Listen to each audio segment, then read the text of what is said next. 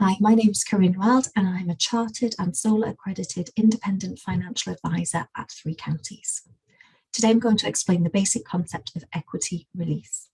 Equity release is something that as a society we're becoming increasingly aware of, and it's becoming far more widely advertised as, of course, we're living longer and the likelihood of needing to generate further capital or income in later life is increasing.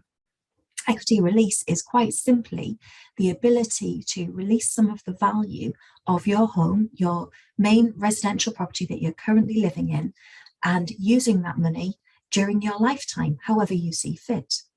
You can take out either a lifetime mortgage or you can opt for a home reversion plan. These are the main two options for equity release. Today I'm going to explain the lifetime mortgage option, as this is by far the most common, the most popular option that people go for. As you would imagine by the name, a lifetime mortgage is quite simply a mortgage that you take out against the value of your property. There are certain criteria that need to be met in regards to the value of your property, your age, loan to value. However, in essence, you're able to release the equity or some of the equity in your property as a tax-free lump sum or series of income payments back to you.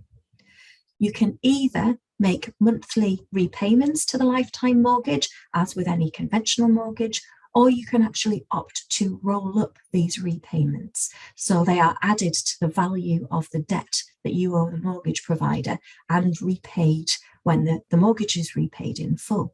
However, it's worth noting that if you choose this option, the value of your debt will increase significantly more quickly than if you were to make regular interest repayments to the provider. In terms of when the mortgage needs to be repaid, well, commonly this is when you pass away, which is why it appeals to a lot of people, because they think, well, I don't need to deal with this in my lifetime. It can be taken when my property is sold after I die.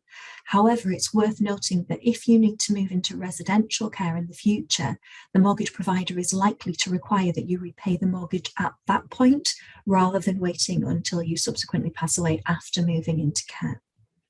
It's also worth remembering that a lifetime mortgage does come with a cost. You need to pay interest for the privilege of releasing the equity in your home.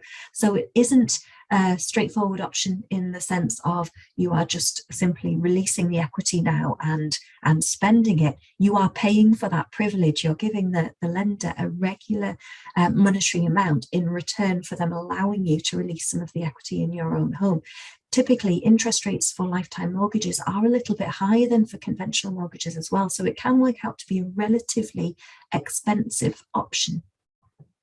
Also, it's worth mentioning that because you're increasing the debts that you have, you're taking out a debt against the value of your home and in turn your estate, it will decrease the amount of inheritance available to your beneficiaries.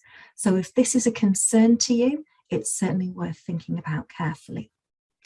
If you wish to consider equity release, it's worth speaking to a suitably qualified professional, and they'll be able to talk to you about some of the options available to you in terms of loan to value, the repayments that might be required, how much equity you can release, and also answer specific questions such as, how do I move house if I've got an equity release plan in place?